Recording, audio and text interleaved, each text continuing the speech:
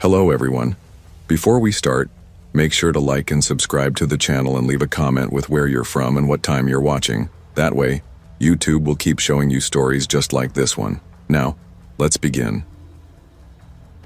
I didn't head out that night expecting anything weird. I just needed to breathe. I'd been holed up in my apartment in downtown Pittsburgh for hours, staring blankly at the walls, obsessively rereading the same text that had just gutted me. We need to talk, but I can't do this in person. I'm sorry. That was it. That's all Aiden had sent.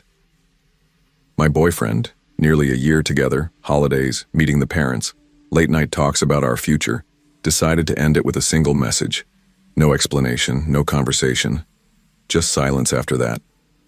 I sat there frozen, phone clutched in my hand, heart pounding like it was trying to escape.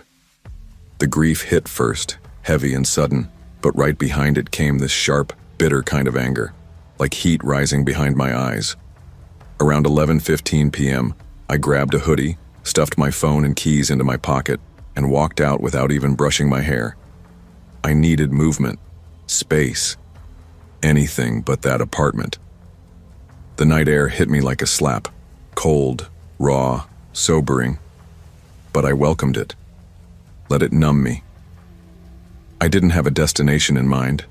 My feet just kind of carried me, and before I knew it, I was heading down Carson Street toward that sad little Wendy's. Yeah, that Wendy's. The one that had weirdly become my go-to place when shit fell apart.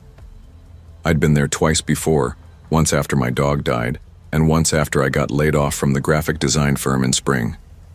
There's something weirdly comforting about fast food joints at midnight. The industrial hum, the smell of grease clinging to the air, the flicker of two bright fluorescent lights. It made the world feel less personal, less sharp, like no one expected anything from you. When I pushed open the door, the place was dead quiet. Not surprising, it was almost midnight. The bell above the door gave a lazy ding as I stepped inside, arms wrapped around myself. Only one guy stood behind the counter. Tall, wiry frame, short, frizzy curls, and a face that looked like sleep hadn't visited in days. Maybe early 20s. He offered a faint smile when he saw me, polite but hollow. "Rough night?" he asked. I blinked, caught off guard. You could say that." He gave a slow nod and tapped something into the register. "Usual burger combo? No pickles? Extra ketchup?" That stopped me. I narrowed my eyes. "Wait, how do you know that?" He shrugged, casual. "You've been here before. People notice things." The way he said it made something shift in my stomach. Not exactly threatening, just off. Like there was something behind the words I wasn't supposed to catch. "Yeah, that's fine," I said eventually. He nodded. "That'll be $9.63. I handed him a 10, avoiding eye contact, and muttered a quiet, "Thanks." I wasn't exactly in the mood for small talk. "You sure you're okay?" he asked again, softer this time. I glanced up, a little irritated now. "Why does it matter? Just make the food." He didn't flinch, just handed back my change and nodded toward the window. "Seat's open by the front, I'll bring it out." I didn't answer, just walked to the booth and dropped into the seat. Outside, the rain had started to pick up, light, misty. My hoodie clung damp against my arms. The front window was fogged around the edges, but I could still see the street, empty except for one guy standing at the opposite corner. He wore a black raincoat with the hood down, face tilted just enough to catch the streetlight. At first I didn't think much of it, just another night walker. But then, he smiled, slowly, directly at me. I looked away, unsettled, counted to 5. When I glanced back, he was still staring, and then, casually, he crossed the street. I felt my stomach tighten. Without even looking around, he walked into the Wendy's and made a beeline for my booth. Didn't hesitate, didn't ask, just sat down across from me like we knew each other. "You look like you've had a hell of a night," he said, smiling faintly. I stiffened. "Do I know you?" He shook his head. "Nope, but heartbreak's written all over you, Like a glow, or a dim, depends on how you handle it. His voice was calm, low, almost too calm, like he was trying to lull me into something. Let me guess. Boyfriend dumped you? I stared at him. How'd you know? He gave a small shrug. It's in your face. And despite everything, despite the weirdness of it all, I laughed. Just a little. That obvious, huh? Yeah, he said, leaning back slightly. And I get it. Sometimes people suck, he said, leaning back against the vinyl seat. His raincoat dripped steadily onto the floor, but he didn't seem to care. I noticed he wasn't carrying anything. No phone, no wallet, not even a bag. Just there, like he belonged.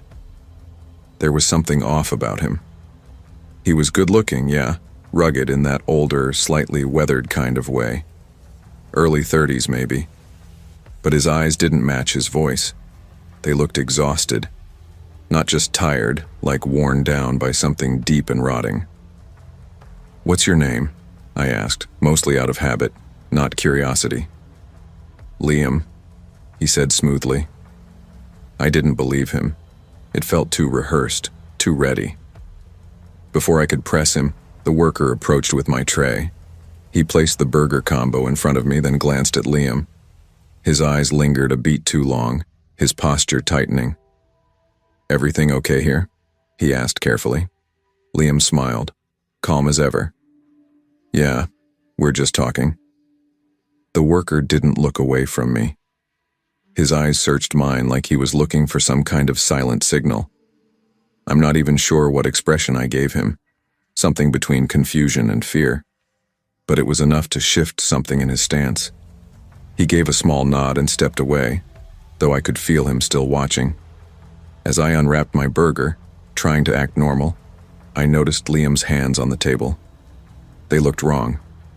At first, I thought it was just dirt smeared along his fingers and knuckles, but then I realized the color was darker, thicker, red, not quite fresh, but not dry either. My heart started pounding. I kept my eyes on the food, hands steady, pretending. "You know," he said casually, "this place is part of a pattern for me." I swallowed hard. "What do you mean?" He smiled faintly. "Every time I finish something important, Zarina, I come here, like a reward." "Finish what?" I asked, barely above a whisper. He didn't answer. He just leaned forward. His smile vanished. His eyes were too still. "You ever wonder what it feels like to end someone's story?" he asked. "To be the final chapter?" I went cold. What did you say?" He reached into his coat. My breath caught. Something metallic flashed. I didn't get a clear look, but I didn't need to. A knife. My chest seized. My limbs locked. Panic screamed in my brain, but my body refused to listen. He set the blade beside him on the seat, half wrapped in a dirty cloth. The tip stuck out. Sharp, dark, unmistakable. "Don't scream," he said, voice low and deadly calm, "or I'll gut you before anyone even notices." I couldn't breathe. My fingers trembled under the table. "Why me?" I whispered. He looked out the window like he didn't want to say it directly to me. "Because you're alone," he said.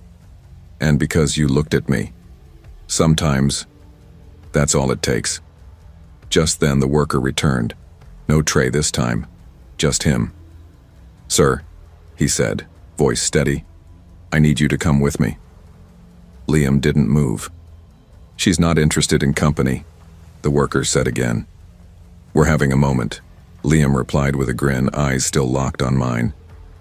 I said now. This time, the worker's voice was firmer.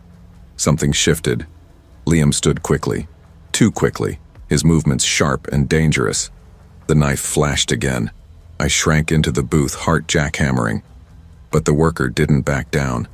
In one fluid motion, he reached behind the counter, grabbed something, looked like a metal rod, maybe part of the mop handle, and swung. The crack was loud, sickening. The rod smashed into Liam's temple. He dropped instantly. Blood sprayed the table. I screamed finally. backed away so fast I almost tripped over my own feet, sobbing, my hands over my mouth. The worker tossed the rod aside and yanked out his phone. "Yeah, 911. Send someone fast," he said. "She's hurt." He had a weapon. Everything blurred after that. Paramedics arrived, police followed. They arrested Liam, barely conscious, and took me to UPMC Mercy. Turned out the blade had grazed my shoulder in the commotion. I needed stitches. They said I was lucky. The next day, the worker visited me in the hospital. He was out of uniform this time. He looked younger, softer. He smiled and handed me a coffee. "Next time," he said with a wink, "don't glare at the guy taking your order." I laughed somehow. I didn't even know I could laugh anymore. "I guess I owe you my life," I said. He shrugged. "Just doing my job. But maybe. Don't sit with strangers in fast food joints after midnight, yeah?" I nodded slowly. I never went back to that Wendy's, but I never forgot what happened. And I never, ever treated anyone like they didn't matter again. Because sometimes the person you dismiss might be the only thing standing between you and something that wants to destroy you.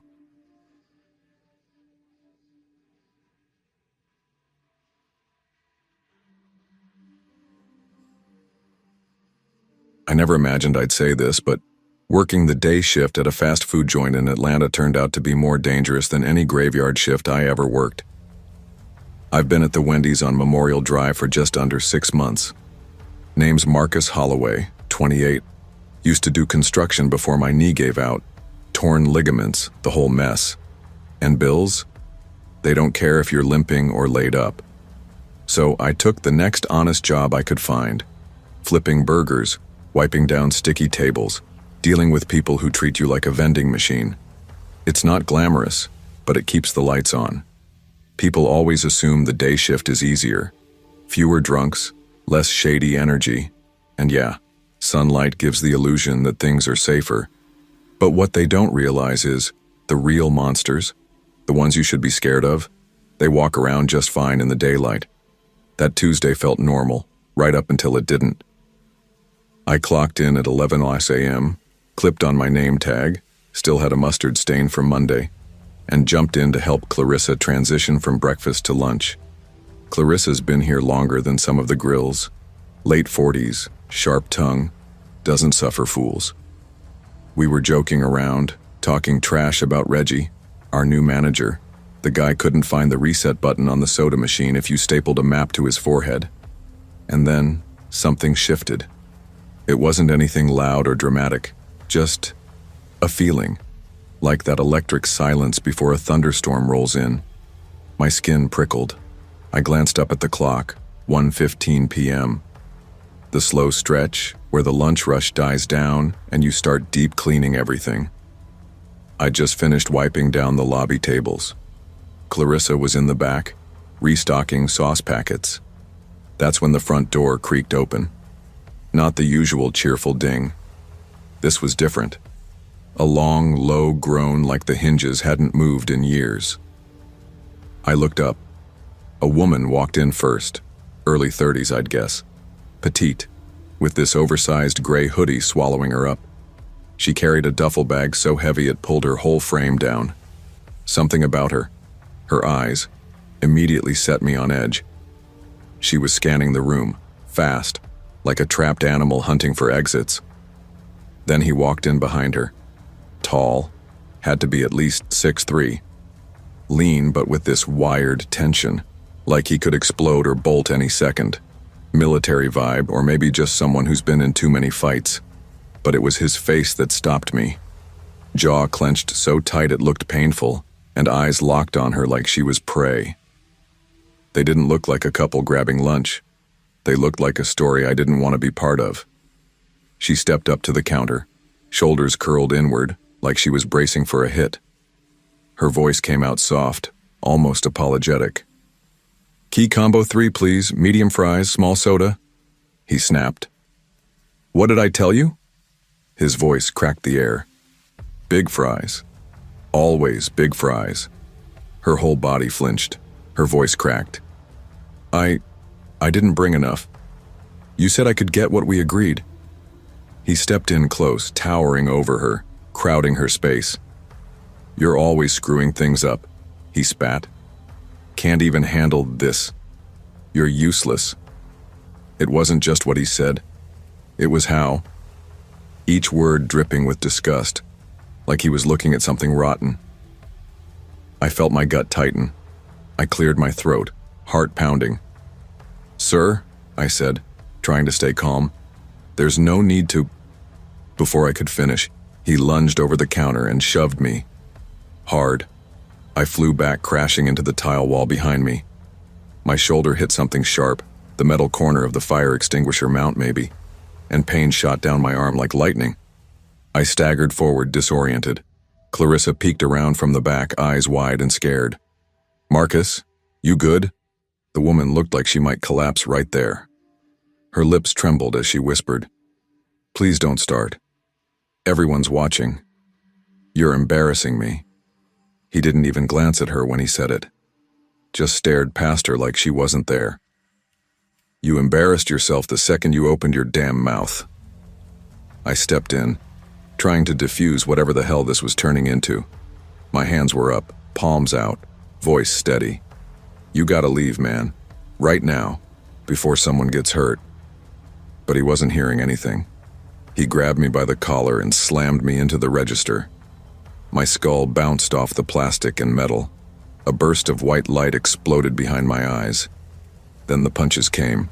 Fast, mean, targeted. One to the ribs, winding me. Another cracked into my jaw. My knees buckled. The lobby froze. Not a single person moved. It was like I'd dropped into a bad dream, one where everyone else was just shadows watching through fogged glass. Clarissa's voice broke through, yelling from the back, panicked and high-pitched. Somebody call 911! But the words got lost in the chaos. He hit me again, hard enough to knock me off my feet. I slid across the tile, gasping, couldn't even get a full breath in. Pain was blooming everywhere, sharp in the ribs, dull in the skull. My ears rang. The woman screamed, Stop, please, you're hurting him. Her voice cracked under the weight of it. He didn't even flinch. Spit flying from his mouth, fists clenched so tight his knuckles looked bone white. His face was flushed, more than angry, like something inside had snapped. He grabbed the metal napkin dispenser from the counter and hurled it. It crashed against the wall with a deafening clang, scattering napkins across the floor like feathers. That finally did it. Broke the spell. Chairs screeched back, a kid screamed, tables flipped. People rushed for the door. I started crawling toward the kitchen, dragging my body inch by inch. My lungs were burning, and the whole room tilted sideways every time I moved. That's when I saw it, a kitchen knife lying on the floor. Looked like it had fallen during the commotion. I reached for it, slow and desperate. Too late. He saw it too. He snatched it up before I could even get close. And when he turned back toward me, there was nothing left in his eyes. No logic, no control. Just blank, hollow rage, like he'd unplugged from reality completely. Clarissa's scream tore through the air. He's got a knife! That's when the crowd surged. Customers poured out, finally shaken from their shock. I heard someone yell into their phone, another scream by the soda machine, then a crackling voice through the store's PA. Someone had finally called the cops. The woman tried to grab his arm, sobbing now. Please don't. Please, just stop. He shoved her like she was weightless. She hit the floor and skidded across the tiles, arms curling protectively around her ribs. He turned to me again, knife low in his grip like he knew how to use it.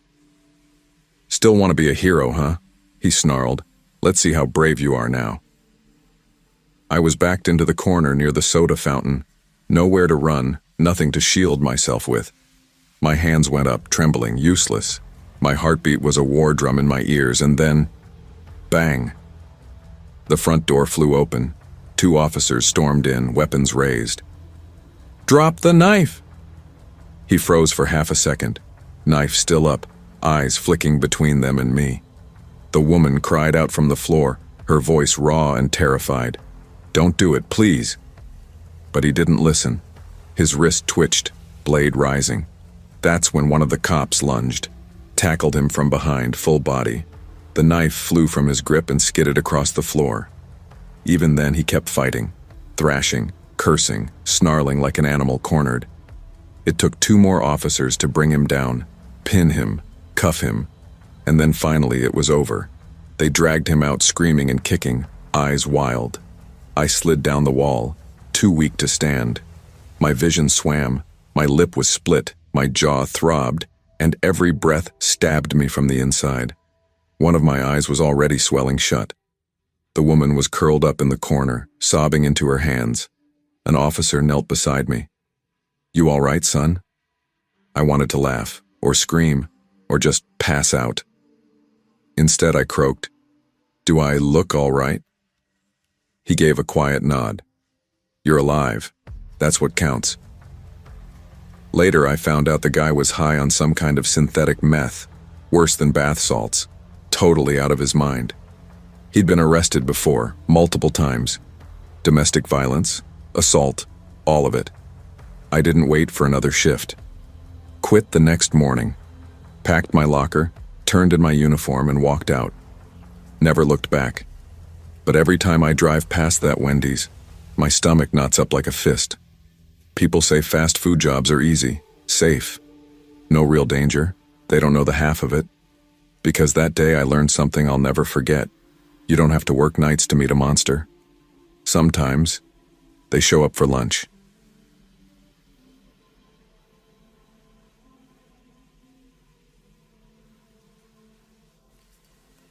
My name's Eric Shaw, and I used to think nothing could shake me. Grease fires, belligerent drunks pounding on the drive-through window, even a rat once dragging a fry like it was a prize.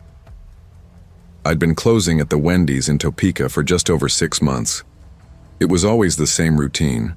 Me, a mop, and some classic rock blasting in one ear to make the silence tolerable. It was just after 11:30 that night. I was in the back swiping at a sticky mess near the fryer, strawberry syrup, thick and bright as blood, pooling from the damn frosty machine again. Probably Alana's fault. She rushed everything. Always did. I had one earbud in, the other hanging loose, brushing against my collarbone. The store was dead quiet, that kind of quiet that doesn't feel peaceful, just wrong. The overhead lights flickered just once. A quick blink. They'd been doing that for days, so I didn't think twice, didn't hear the front door open, didn't hear the register chime, didn't even notice the scream at first. Population. I paused mid-mop. It sounded warped, like a glitch in my music. Maybe the end of the track? Then again, louder this time. Population, population. The second time it was different, too crisp, too real. Not from my playlist. I froze, the mop still in my grip, angled awkwardly mid-stroke. My heart stuttered, then surged into overdrive. My breath caught, shallow and sharp. A familiar chill washed over me, the same cold I felt the night my older brother got shot in our driveway 5 years ago. That feeling, that something unspeakable was already happening and I was too late to stop it. Then the sound. Sharp, violent, unmistakable. Gunshots. Inside our Wendy's. I yanked the last earbud out and held still, breath tight in my lungs. Silence. Thick and unnatural. I crept forward, inch by inch, shoes sticking faintly to the syrupy floor. The fryer hummed in the background, too loud now. My throat felt tight like it was trying to close up on me. I eased toward the kitchen's edge and peeked around the corner. My stomach turned. I saw them all. Alana, Greg, Mark, and Rhonda, lined up on their knees in the lobby, hands locked behind their heads. Their faces looked wrong, off, like masks molded from fear, barely human anymore. 2 others, customers maybe, were already face down on the tile, unmoving. Blood had pooled beneath them, dark and slow, soaking into the grout. And standing over them was a man. Tall, pale, hoodie zipped halfway, jeans stiff like he'd slept in them. His beard was scruffy, not messy. He had the look of someone who didn't care how long this had taken to plan. He held the pistol with both hands, like someone who'd done this before. He wasn't yelling. He wasn't rushing. Just calm, controlled. He walked to Greg. Poor kid had only been with us a week. Still wore his "Hi, I'm training" badge like a joke that hadn't gotten old yet. I watched, frozen, helpless, as the man raised the gun. A shot rang out. Greg crumpled like someone had cut his strings. Just folded, eyes wide and glassy before he even hit the ground. My knees went. I caught myself on a shelf. Metal clanged under my elbow. Loud. Too loud. He heard it. I panicked. Instinct kicked in. I turned and sprinted, feet slipping a little, shoving myself through the double doors into the back stockroom. I dove behind a stack of cardboard boxes near the triple sink, heart jackhammering against my ribs. The air back there felt thick, hard to swallow. My hands were soaked. Sweat, maybe something else. My mouth felt like it was full of sand. Then I heard it. Footsteps. Deliberate. Heavy. Boots pressing into the syrupy mess I hadn't finished cleaning. Closer. Each step felt like it vibrated through the floor. He was muttering now. Low, rambling nonsense. Words that didn't connect. Words I couldn't understand. And he was getting closer. Angry. Or maybe just confused. That's what I felt in his footsteps. Slow, deliberate, like he wasn't sure what he was hearing but was ready to kill it anyway. I heard the door creak open, soft but sharp in the silence. I didn't breathe. The air sat heavy in my chest like wet concrete. He moved slowly, scanning. His boot landed right in front of the box I was crouched behind. Through a narrow slit between the cardboard, I saw blood smeared across the laces. Fresh, thick. My grip tightened around the mop handle until my knuckles turned white. It was all I had. A stick with wet string. But in that moment, it felt like a sword, a final line between me and death. He crouched slightly, tilting his head like he heard something. Our eyes nearly met, almost. And then, crash. Something toppled across the room, hard, loud. The man spun toward the sound, jerking the gun in that direction. And out of the shadows, Marcus lunged. I didn't even know he was still alive. He slammed into the guy with a desperate grunt, hands clawing at the gun like a wild animal. They crashed to the floor in a tangle of limbs, thrashing, grunting, fighting like it was the only thing keeping the world from ending. 2 shots rang out, quick and violent. I winced. Marcus gasped, clutching his side. He tried to crawl backward, blood leaking through his fingers. His eyes locked on something behind me. Maybe hope. Another shot. His body jerked once, then stilled. I wanted to scream, but I couldn't. My body betrayed me, frozen, drenched in sweat. My face was soaked, my limbs numb. I couldn't move. Then I heard boots again. Another man stepped in, shorter than the first, but heavier. Thick arms, bald head, heavy chain around his neck that clinked as he walked. His face was twisted with frustration, not panic, like this was taking too long. "Finish checking," he barked. "Make sure no one's breathing." My heart dropped into my stomach. Panic snapped me into motion. I slid backward into the cabinet beneath the industrial sink. Barely fit. Knees crushed to my chest. The smell of bleach burned my nostrils. I held still, clamped my mouth shut, tried not to make a sound. The cabinet door yanked open. Before I could think, I exploded outward. Thrust the door into the gunman's face, knocking him off balance. He stumbled, crashing into the shelves behind him. Supplies and metal clattered everywhere. I launched at him with everything I had. No plan, just fear and fists. He hit me in the ribs, hard. Pain shot through me. I swung wildly, caught a broom and smashed it into his side. He grabbed my neck, squeezing, pushing me backward. My vision tunneled. I reached for anything. My hand found a shard of broken plastic, maybe from a bottle. I jammed it into his side once, twice, 3 times. He screamed, "Let go." I collapsed forward, gasping. Blood on my shirt, not mine. I scrambled to my feet, coughing, vision spinning, and bolted. Didn't get far. The second guy, chain neck, was already at the hallway exit. gun drawn, face hard and focused. He raised it, fired. The shot missed, but barely. I ducked, turned, ran the other way as fast as I could. I stumbled into a narrow room, an old filing space with dusty shelves and a metal desk. I slammed the door behind me, shoved a chair under the knob. My lungs were heaving, my whole body shaking. Boom! The door jolted. A gunshot blasted through the lock, splinters flying. No time. I climbed on the desk, pushed open a ceiling tile, and pulled myself into the crawl space above. Dust filled my throat. It was hot, dark, claustrophobic. I dragged myself forward on my elbows, praying, just muttering desperate promises to anything out there willing to listen. I don't know how long I crawled. Maybe half a minute, maybe a decade. But then I found an opening. Dropped down into another hallway, barefoot and trembling. The emergency exit was just ahead. I shoved it open and stumbled out into the night. Cold Kansas air slapped my face. I was shaking, barefoot, blood-smeared, wild-eyed, but I was alive. A car screeched to a stop on the road. A man jumped out. I collapsed at his feet, babbling, begging, pleading for help. The police came fast. Within minutes. They found the first shooter, barely alive, bleeding out on the storeroom floor. The second guy, he got away, slipped into the night like a shadow. They said it was a robbery, just a robbery.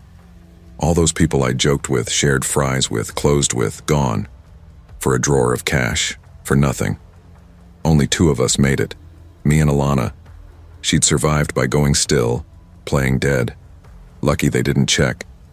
Sometimes I still hear Marcus gasping, still see Greg fall, still feel the warmth of someone else's blood soaking into my shirt.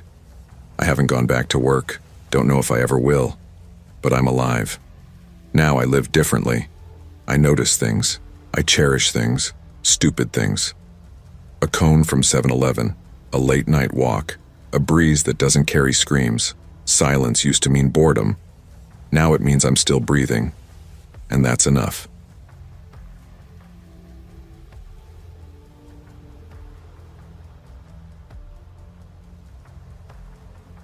I never thought delivering fast food could get you killed, or worse. When I started working the night shift at the Wendy's on Jefferson Street in Louisville, Kentucky, I wasn't chasing dreams or hoping to climb some corporate ladder. I just needed rent money. I was 24, flat broke, and running on fumes, physically, financially, and emotionally. By day, I was doing DoorDash runs all over the city. At night, I clocked in at Wendy's from 6 p.m. till sometimes 2, 3 in the morning. The double grind was hell. My feet were blistered, my knuckles burned from fryer oil, and I had a constant film of grease in my pores that no amount of scrubbing could get out. The worst part? That low, endless hum of the fryers. It crawled into your bones. Still, it was work. And in my world, steady work was a miracle. Carl was our manager. Gruff guy with a permanent limp and a nicotine patch always slapped on the side of his neck like a badge he forgot to take off. He wasn't the talkative type unless it was to bark at us or ramble about some obscure punk band none of us had ever heard of. But one night, he pulled me aside near the back door, where the air always smelled like mop water, old fryer grease, and something vaguely rotten. Maybe lettuce, maybe death. He lit a cigarette, even though we weren't supposed to smoke back there. "You want to make real money?" he asked, eyes narrowed against the smoke. "Always," I said, wiping fry salt off my apron. He handed me a laminated card, edges worn, with a number scribbled in thick Sharpie. "Late night deliveries, Fridays and Saturdays. Cash tips only. The store gets a cut, you keep the rest," he said, voice low like he was passing on a secret. "But you gotta be cool going out to some weird-ass places." "Weird how?" He scratched behind his ear and smirked. "Ash Hollow, Riverbend Motel. Some of them long-ass gravel driveways off I-64. Real hillbilly cryptid shit." He chuckled, taking a drag. "But drunk people tip better than God." I took the card. I didn't hesitate. Groceries, gas, and maybe a night without ramen noodles? Count me in. The first few weekends were easy. Some stoned college kids who forgot they already ordered. A lonely old man who gave me a 10 just for showing up with a baked potato. A woman at the river bend who opened the door in nothing but a silk robe and asked me if I liked jazz while Billie Holiday played in the background. Weird? Yeah. Creepy? Not really. That changed the last Saturday of October. The whole shift was off from the start. The drive-through speaker kept glitching, looping static like a dying robot. A kid threw up in the dining room. Carl looked like death warmed over, sunken eyes, twitchy hands. He kept staring at the security monitors like he was watching a different world play out in black and white. Close to midnight, Marcy, the girl working drive-through, walked up holding a paper bag. She looked uneasy. "One spicy chicken combo, double fries, chocolate frosty," she said, her eyes flicking toward Carl's office. "Name's Mara V. Address is way out past Ash Hollow." I raised an eyebrow. "Isn't that past the Shell station? The one with the broken sign?" She nodded, lowering her voice. "Way past it. You sure you want to take it? I can cancel." Before I could answer, Carl stepped out of his office like he'd been waiting. His gaze locked on the bag, then on me. "If you're headed to Ash Hollow, don't go past the old reservoir," he said flatly. "Why not?" He paused. Something flickered behind his eyes. "GPS gets screwy. People get lost," he muttered. "Don't go past it." That was all he said. I was too tired to argue, too broke to care. I grabbed the bag and headed out. My truck, a beat-up Tacoma with rust eating through the wheel wells, groaned to life after a couple of tries. I punched the address into Google Maps and cranked the heat. It was colder than it should have been for late October, and the fog was thick, like sheets of cotton drifting low and slow, smothering everything in sight. As I left the city behind, the houses grew sparse, traded out for long stretches of tree-lined road that looked more like tunnels than streets. Streetlights disappeared, swallowed by fog that rolled in thick and low, muting the world outside my windshield. My headlights felt useless, smearing across the mist like paint on wet glass. Still, I wasn't scared. Tired? Yeah. But I'd driven weirder routes for less. Then the radio fizzled into static. I figured it was a dead zone, common out this far, but every time I tried switching stations, it was the same. Garbled fuzz, then silence, like something was pressing down on the signal. I glanced at the GPS. The map glitched, froze for a second, then jumped. The road I was on vanished from the screen. Just gray, nothingness. "Great," I muttered, forcing a laugh, hoping that saying it out loud would make the tension in my chest ease. That's when I saw her, a tall woman, standing dead center in the road. She wasn't moving, no wave for help, no reaction, just standing. I slammed the brakes. The truck jerked to a stop so hard the seatbelt caught my chest. I leaned out the window, heart thumping. "Hey, you okay?" She didn't answer, just tilted her head to the side, slowly, like a puppet with tangled strings. I reached for my phone, hands shaking. Marcy, Carl, hell, even 911, anyone. But before I could unlock it, she was gone. Not walked away, not ran, gone. I floored it. The road veered hard left, then snapped right. The trees leaned in unnaturally close, like they were craning their necks to watch me pass. My GPS was done, screen frozen mid-glitch. I was driving blind. Then the phone rang. No caller ID. I answered, voice tight. "Hello?" A man's voice, low, cracked like it had been dry for years. "Don't go any further. Turn off the engine, get out of the truck." "What? Who the hell is this?" "Get out now. Don't ask questions, don't look back." "I'm calling the cops." "You already passed her," he said, and his voice broke. "If you don't move now, she's going to feed." I don't know why I listened. Something in his tone. It didn't sound like a threat. It sounded like a man already mourning. I opened the door and stepped out. Cold slapped me like a hand to the face. Wet, bone-deep cold, The air stank, metallic and sweet, like rust and rot. Then, thud. Something landed on my truck roof. Another thud. I spun around. She was on the hood, slamming a deer carcass against the windshield over and over like she was trying to break through or make it bleed. The deer was shredded, ribs exposed, hooves limp, blood smeared in wide arcs, her arms too long, her knees bent the wrong way. And her face, God, no face at all. Just smooth, pale skin stretched tight across bone, no mouth, no eyes, nothing. I think I blacked out. When I came to, I was lying on a dusty cot inside a cabin.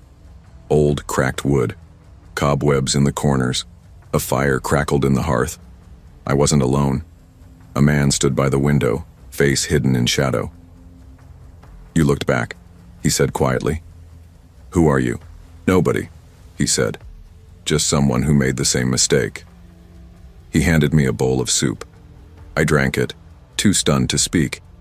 He didn't say much after that. Wouldn't tell me where we were. Just said, "Wait for morning." When the sun came up, he was gone. So was my truck. I walked until I found a gas station, borrowed a phone, called Carl. He acted like I was crazy, said I'd never left, said I'd clocked out hours ago and gone home. Marcy swore there was no order for anyone named Mara V. No bag, no delivery, no record. But I remembered. The static, the cold, her. And now, every time the fog rolls in on Jefferson Street, I stay inside. Because once you see her, really see her, she remembers you. And she's always hungry. Weeks passed.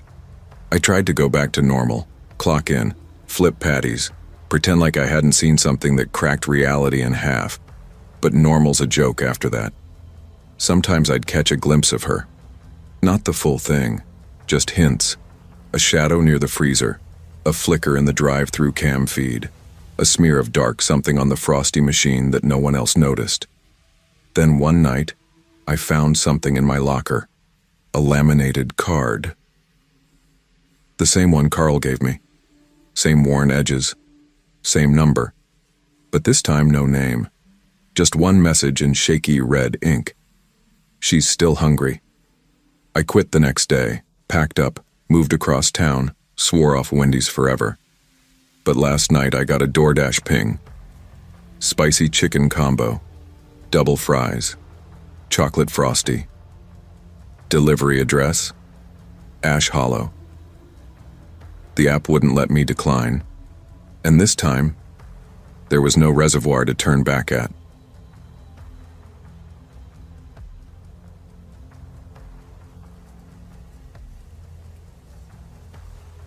I wasn't supposed to be there that night. One of those dumb, tired decisions you make when your brain's fogged up and your stomach's louder than your common sense. Ellie, my girlfriend, and I had just left a small house party on the edge of Greenwood, Indiana. It was a little after 11:15 p.m., and we were both wiped out and snapping at each other over nothing. Typical end-of-the-night stuff. We hadn't eaten since lunch, and the second we got into the car, it hit us both. Hunger. Heavy and sharp. Ellie rubbed her hands together and muttered, "I'd kill for fries. Something greasy. Right now." I laughed, even though I felt like I could barely keep my eyes open. Only thing open this late's probably Wendy's. You good with that? She didn't even hesitate. God, yes, I don't care if it's fresh. Just make it hot. The I-65 exit wasn't far, and sure enough, there it was. A lonely Wendy's sitting off Count Line Road, still lit up with a flickering open sign in the window. That should have been a red flag. Most places in that area shut down early during the week, but I figured maybe it was one of those rare 24-hour ones. Didn't question it too hard. The parking lot was almost empty.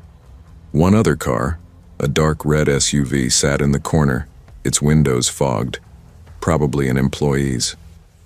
"This place looks dead," I mumbled, stepping out into the cool night air.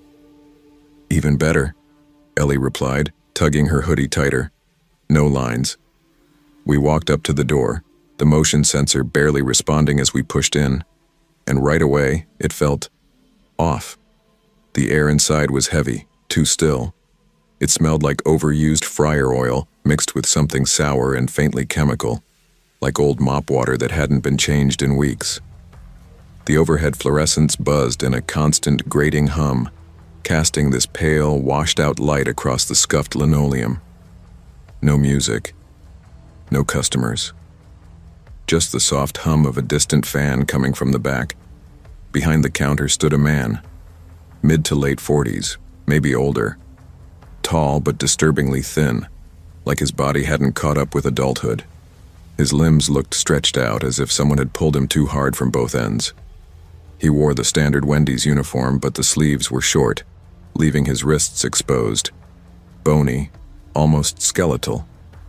A graying beard clung to his jawline like it didn't want to be there. And then his eyes. Empty. Wide. Glassy. Unblinking. Like he'd been staring at something way too long and forgot how to stop. "Evening," I said, keeping my voice light. He didn't answer. Just raised one eyebrow slightly. No shift in expression, no words. I nudged Ellie with my elbow. "Go hit the restroom if you want, I'll order." She nodded and slipped past me, the soles of her shoes squeaking faintly as she crossed the sticky floor. I turned back to the guy. "Can I get a number 6? Spicy, with a Coke?" Still nothing from him. He pressed a few buttons on the register without glancing down. The movement was robotic, no wasted motion. Then he held out his hand for my card. His fingers were cold enough that I flinched a little as I passed it over. He swiped it, then pointed silently behind me. "No receipt?" I asked. He shook his head once, slow. I tried to play it off, gave a half-hearted chuckle. "All right, man. Guess I'll wait." And so I stood there, in silence. The guy didn't move from behind the counter, just stared, eyes locked on me, unblinking. The longer I stood there, the more I felt like I wasn't being looked at. I was being watched, studied, like he was trying to figure out how I worked. It started to get to me. Then I realized Ellie hadn't come back yet. I checked my phone. 11:38 p.m. She'd been gone over 10 minutes.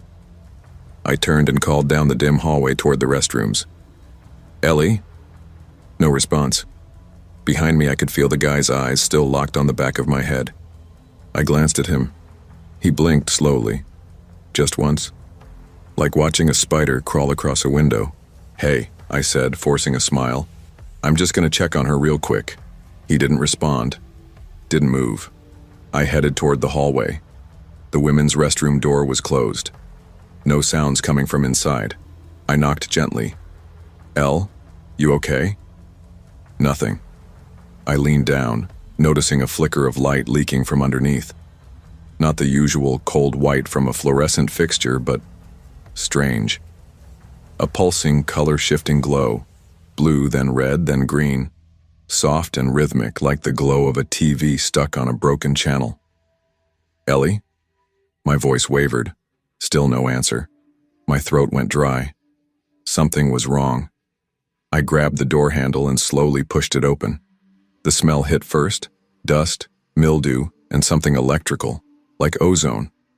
The bathroom was dark except for the glow of a boxy, old-school TV placed directly on the floor in the corner. It looked like it had been ripped out of someone's basement in the 90s. Definitely not something you'd expect in a fast food bathroom in 2024. The screen was alive with static and flickering images, fast, chaotic. Spirals, sharp cuts of abstract shapes, foreign letters that made my head hurt just looking at them. And there was Ellie. She stood motionless in front of the screen, staring dead into it. Her body completely still, arms hanging limp by her sides. Her shoulders weren't tense. She looked peaceful, almost, like she was asleep with her eyes open. "Ellie." My voice cracked. She didn't turn, didn't blink, didn't move at all. Too relaxed, like she was asleep standing up. I stepped inside.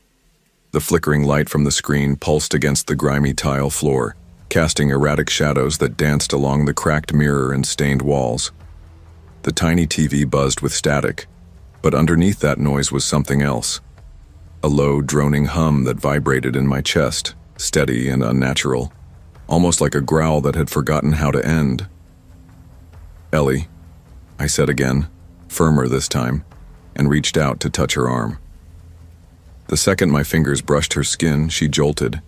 Just a small twitch, but enough to startle me. Her eyes fluttered like she'd just woken from a deep sleep. Her lips parted as if she meant to speak, but nothing came out. She swayed, off balance, and slowly turned toward me. Her pupils were dilated, unfocused, trying to land on my face. Hey, I said, catching her elbow. "You okay?" She shook her head, dazed. I don't know. What was I doing? You tell me." She blinked hard and looked past me, her eyes locked on the now muted screen.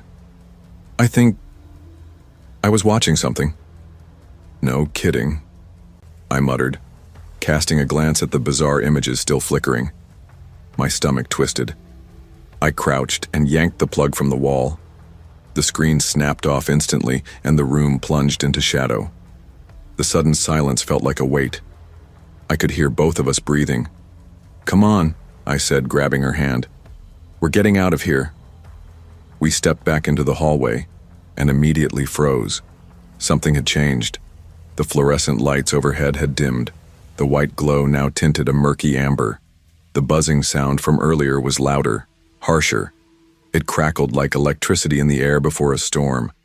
The walls felt closer somehow, like the place was breathing. The man at the counter was gone. "Let's move," I whispered. We walked fast, not running, but close. I kept Ellie behind me, my eyes scanning the empty dining area. Then we reached the door, locked. I rattled it hard. Nothing.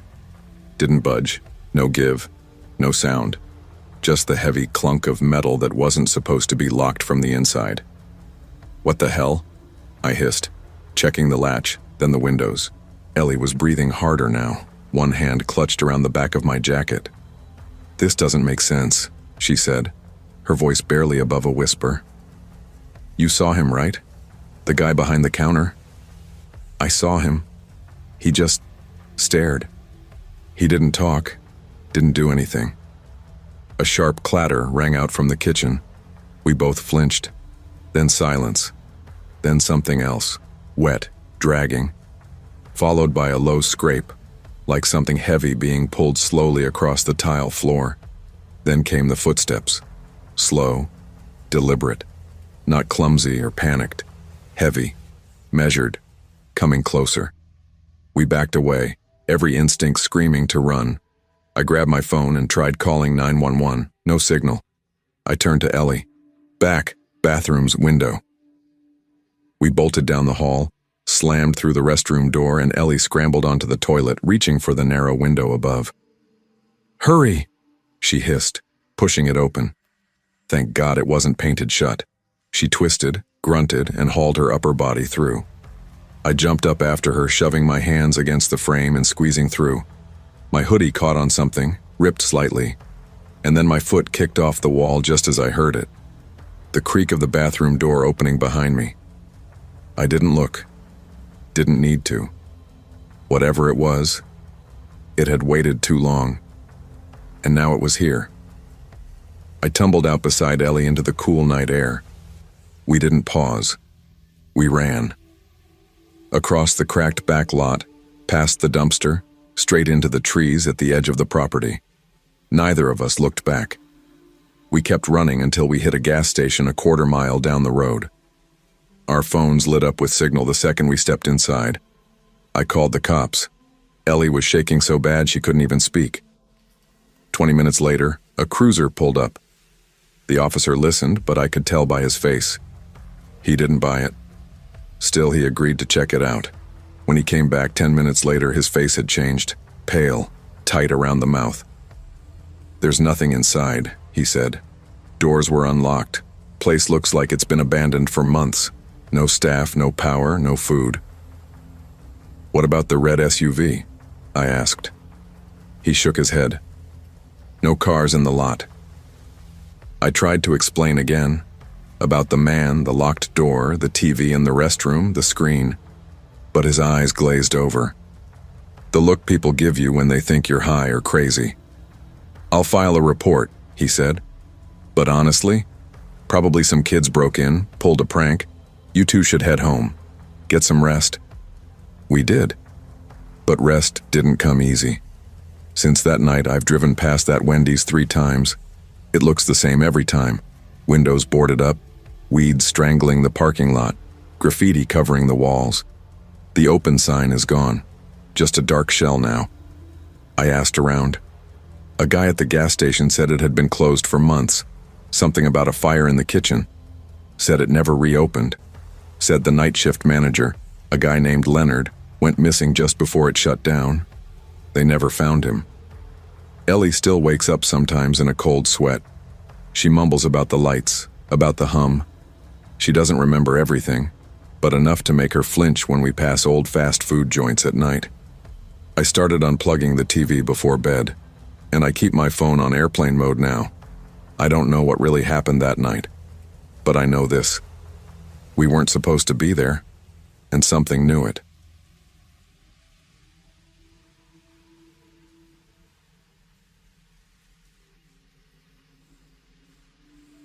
I never thought I'd leave behind the sticky warmth of Tampa for the cold, fast-paced grind of New York City. But when my dad, Paul Hammond, finally found what he called the spot, a property in Brooklyn perfect for his lifelong dream of running a family-owned bakery, we packed our lives into a U-Haul and left Florida behind without a second thought. Dad's always been a hands-on kind of guy. Baking, building, fixing. He needed to stay busy, always in motion. Back home, we had a small pastry shop just off a sleepy road in a town most people couldn't find on a map. We had our regulars, a handful of loyal customers, but the shop never made enough to feel secure. I'd just graduated from Hillsborough Community College with a degree in business, hoping one day I could help turn Dad's dream into something bigger. And suddenly, bigger was right in front of us. The building we bought was off. That's the only way I can explain it now. A short, red brick place wedged between a dusty liquor store and a grimy laundromat. The front had these big glass windows, the kind you'd picture for a boutique, still smudged with old decals from whoever ran it last. Inside, the layout was basic, front for displays and customers, back for the kitchen, where heavy stainless steel counters and an industrial walk-in freezer waited, silent and humming.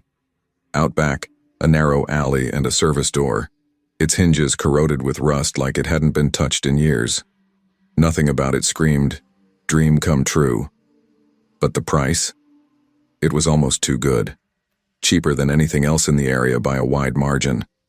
We joked about it being haunted, laughing then but never really shaking the unease. Still, we moved in with open hearts and cautious optimism. During renovations, only Dad stayed up in the city. He refused to waste money on hotels, so he camped out in the back kitchen on a folding cot, claiming it was like an adventure. Mom and I stayed behind in Tampa, closing up shop and tying off the last of the bills. When the bakery was finally ready, walls freshly painted, counters gleaming, and that sweet warm smell of baked bread wafting through every corner, we made the move together. We named it Maple and Rye. It felt right, simple, comforting. And to our surprise, the locals took to it fast. From day one, we had people lining up. Folks were raving about our lemon scones, and my mom's apple cinnamon loaf sold out by noon every day. By the end of the first week, we were struggling to keep up with demand. It was more than we'd hoped for, almost surreal. But with that success came new pressure. Custom cakes, catering, late-night prep for early deliveries. My parents were both nearing 70, and as much as they loved the hustle, I saw it wearing them down. That's when I posted a job ad and met Millie Carter. She was a second-year culinary student at Kingsborough Community College. Afternoon classes, looking for night work. Her resume was brief, but solid.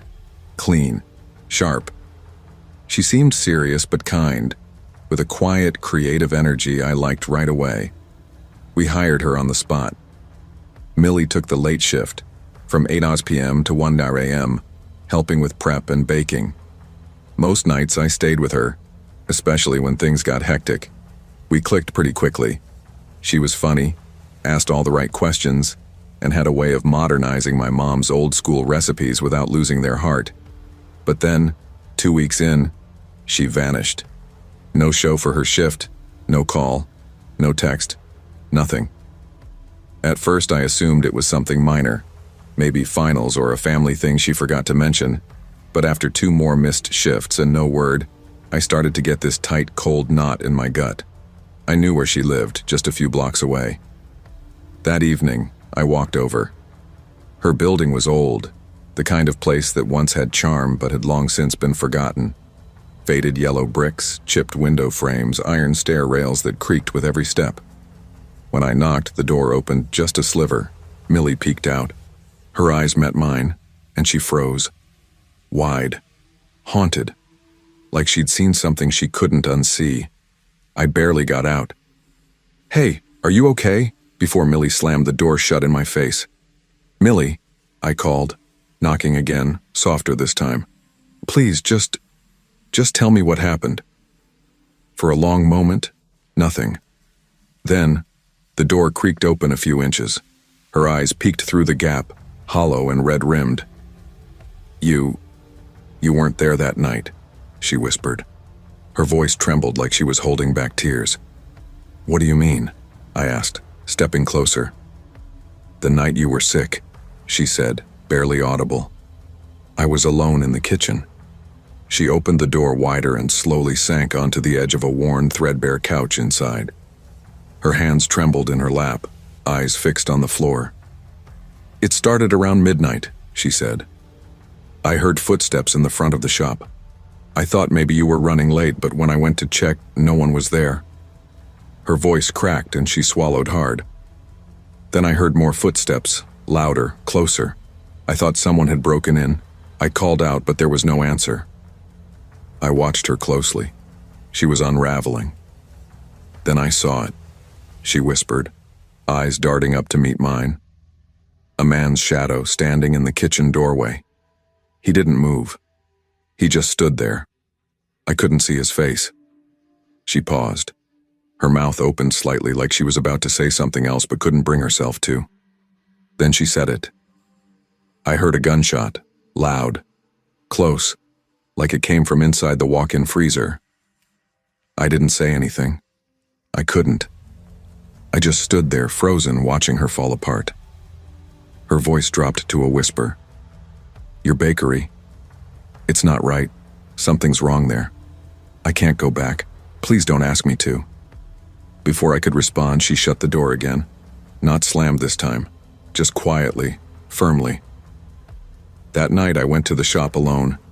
We had prep to do for a Sunday morning delivery, and I told myself I'd be quick, done before midnight. I tried to shrug off what Millie said. Stress, fatigue, maybe even trauma. The streets outside were empty. Our storefront glowed under the half-dead flicker of a street lamp, the reflection warped in the glass. I unlocked the front, flicked on the lights, and headed into the kitchen. Everything looked normal. Quiet, clean, the faint scent of cinnamon still lingering from the morning's batch. I got to work. Then, at exactly 12:40 a.m., I heard footsteps. Not soft, not distant, heavy, measured. Slow steps across the customer floor. I stopped, every hair on my body standing on end. "Hello?" I called out. Silence. Then, whispers. Faint, fractured murmurs, like someone whispering frantically under their breath. The words didn't make sense, just fragments. Pleading, desperate. I reached for my phone, hand shaking, but then I saw something move. A shadow.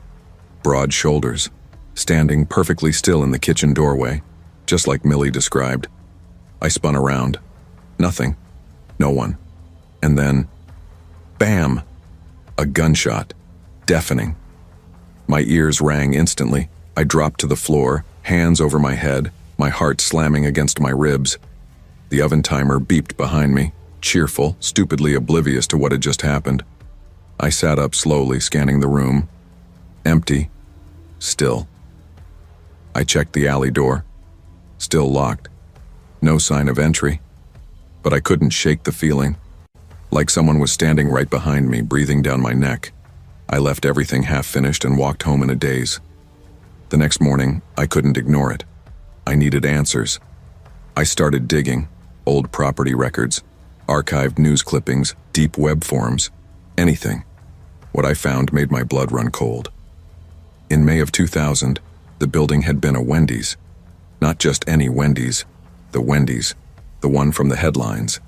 A disgruntled ex-employee named John Tate and his accomplice Victor Mendes forced the manager to lure all 7 employees into the walk-in freezer. Once inside, they tied them up, covered their heads with plastic bags, and shot them execution style. 5 died on the spot. 2 barely survived, all for $2,400.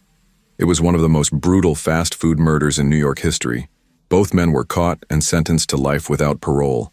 And now, our bakery stood right where that freezer used to be. The layout matched. The freezer, the back hall, everything. I told my parents. My dad sat there silent, staring at the floor. My mom cried. We called a local priest. Father Jonah came the next morning, from the Catholic church 2 blocks over. He walked through the shop quietly. Then, near the back hallway, he stopped. "This place," he murmured. "It holds pain, fear. They're still here." He performed a full cleansing. Holy water, incense, prayers that echoed through the kitchen like wind down a tunnel. He said the spirits were confused, trapped in the place where they lost everything. After that night, the bakery changed.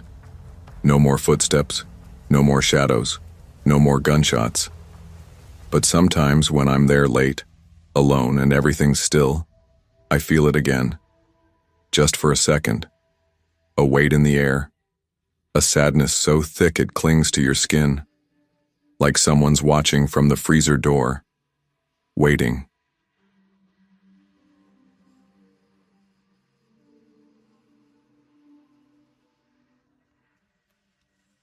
I never thought I'd end up slinging burgers again. After quitting my last job at a rundown diner on the east side, I swore I was done. With late-night shifts, the smell of burnt oil seeping into my clothes, the ache in my feet after standing 12 hours straight. I meant it. But rent doesn't care about personal vows. And when I moved to Crestston Hollow, I realized fast that a new zip code doesn't mean a fresh start. It just means new bills. Crestston Hollow was odd, too quiet, too clean. People smiled too wide and too long, like they'd been practicing in the mirror. Everyone acted friendly, but something about the town felt off, like the cheer was painted over something darker. Still, I needed a job. And when I saw a hiring sign at Wendy's, I didn't hesitate. It wasn't glamorous, but it was a paycheck. And honestly, I didn't have the luxury of being picky. Glenn, the manager, was a wiry guy with jumpy eyes and a voice that never quite matched his expression. He hired me after my second interview no-showed, said he liked my attitude. The shift was 5 p.m. to close, sometimes as late as 1 a.m., depending on cleanup. Easy money, Glenn told me. After 9, you'll barely see a soul. He wasn't wrong. Those first few weeks were slow, dead slow. I'd restock the same packets of sauce no one used, wipe already clean tables, and kill time listening to true crime podcasts that made me question why I ever worked alone. After 9 p.m., it was just me.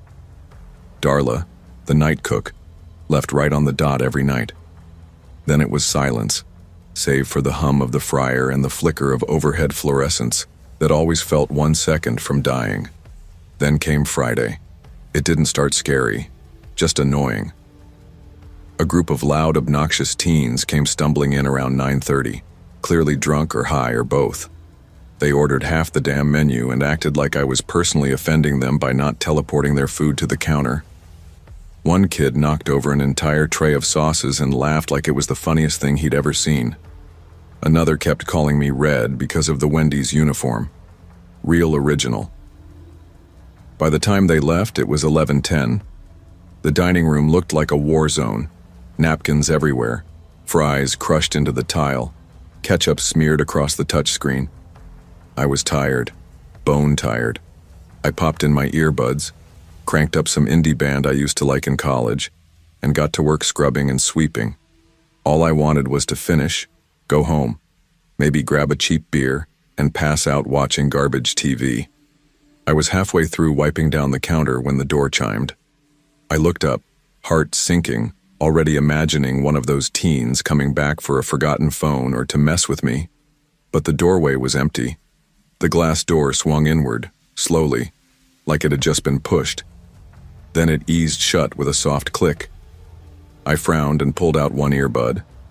The restaurant was dead silent. And then, I heard it. 3 faint taps. Delicate, almost polite, like a child lightly knocking on a tabletop. My gaze drifted across the counter. She was just there. A little girl, no more than 8 or 9, standing perfectly still. Freckles dusted across pale skin, bright ginger hair woven into 2 neat braids, each tied with a soft blue ribbon. She wore a frilly blue and white dress that looked like something out of a 1950s commercial. Crisp, pressed, too clean for a kid her age. White socks with lace trim, shiny black shoes, not a scuff on them. I didn't feel scared at first, just annoyed. This had to be a joke. One of those kids must have roped their little sister into pulling a prank. "Hey," I said, trying for polite but firm. "Nice costume, but we're closed." She didn't react, just stood there watching me with this strange calm, her head slightly tilted. "You can tell your brothers, or whoever, that I'm not in the mood," I added, stepping around the counter. She didn't respond. Instead, she walked over to one of the booths, climbed up onto the bench with eerie grace, and opened one of the old laminated menus we hadn't used in months. I didn't even know we still had those out. "I want one of everything," she said. Her voice was quiet, smooth, like she wasn't playing. "Take your time." I blinked. "Kid, look, we're closed, and you shouldn't be here alone. Where are your parents?" She looked up at me, unblinking. "I am home." The word stopped me cold. Something about the way she said it, so matter-of-fact, so sure. I felt a shiver trace my spine, but I forced a shrug. Walked out the door into the parking lot, half expecting to see someone crouched behind a car with a camera, laughing. Nothing. The street outside was completely dead. Even the gas station across the road, usually lit up like a beacon, was dark. No flickering signs, no buzzing fluorescents, just stillness. I stood there for a second, scanning the parking lot, listening for laughter, footsteps, the click of a phone recording. Nothing. Just the hum of distant wind and the hollow quiet that only shows up when something's very, very wrong. I stepped back inside. She hadn't moved, still perched at the booth like a regular customer, menu open, her eyes locked on me with unnerving focus. "Listen," I said, trying to sound in control, but my voice wavered. "You can't be here. This isn't funny, this isn't a game, I'm calling the cops." The girl stood. "You shouldn't be rude," she said, calm and deliberate. "Not in my home." And that's when I felt it. A shift in the air, sudden and deep. The temperature dropped fast, sharp. Cold seeped into my bones, my breath came out in white clouds. Inside, in late summer. She smiled, slow and deliberate, and I swear her teeth looked too white, too perfect. I didn't wait. I backed away, careful not to break eye contact. My legs brushed the counter. Then I turned and bolted toward the back room door. Screw protocol, screw cleaning. I burst through the front door instead, my sneakers hitting the pavement hard as I sprinted down the street, past the shuttered buildings toward the shitty apartment complex I was renting a room in. That's when I heard it. Not footsteps, not breathing. A scream. A scream that cut through the silence like broken glass through flesh, so sharp it made my ears ring and my vision blur. I turned against every instinct, screaming not to. She was coming, running full speed, her little legs moving too fast to be natural. In her hand, gleaming under the streetlight, was a knife. One I recognized, from the prep station, the same one I used earlier that night. I pushed harder, my lungs on fire, but something yanked my leg, like an invisible wire had caught my ankle. I hit the pavement hard. Skin tore from my palms. My shoulder screamed as it hit the curb. And then, she was on me. The knife drove into my shoulder, then again into my arm, then my leg. I thrashed, kicking, screaming, but the night swallowed every sound. Her face hovered inches from mine. Her eyes weren't eyes. They were painted glass, hollow, reflective, unfeeling. "You all need to learn respect," she whispered. She raised the knife again. Headlights. A car screeched to a stop. A door flew open. A woman's voice shouted, panicked and shrill. The girl's head jerked toward the light. Then she ran, silently, back into the dark, disappearing like she'd never been there.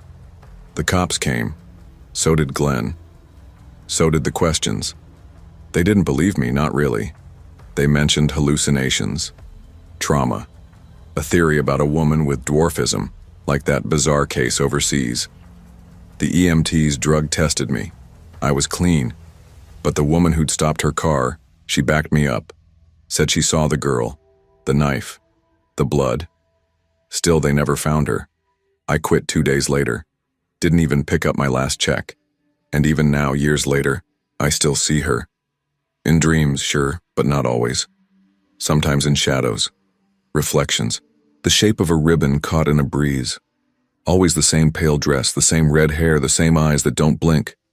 I try to tell myself it was just a nightmare, a stress response. But deep down, I don't believe it. Because I don't think she was just some ghost. I think Wendy's is hiding something worse. And the real horror? I started to wonder what else they were serving up with those fries. After I left Wendy's, something followed me. I could feel it. Not always close, but watching. Every corner of Crestston Hollow felt like it echoed with the memory of that little girl. Her blank stare, her polished shoes, the blood on her dress. But it wasn't just fear. It was suspicion. That she wasn't the only piece of this. That the whole damn town was in on something. The more I thought about it, the more it made sense. The two perfect people. The eerie calm. The silence after dark. I tried to shake it. Got a new job at a coffee shop 3 blocks down. Day shifts only. No friars, no uniforms, no red-haired mascots. But the nightmares stayed. And then, one night, as I was closing up, wiping down the espresso machine, I saw her. Not physically, not in the flesh, just her reflection, faint but clear in the steel. Her face, her smile, those eyes. I spun around. Nothing. Just the hiss of the steamer and the hum of the cooler. I told myself it was stress, lack of sleep, that maybe I was finally cracking. Then the Wendy's burned down. It wasn't a big blaze, just enough to gut the place.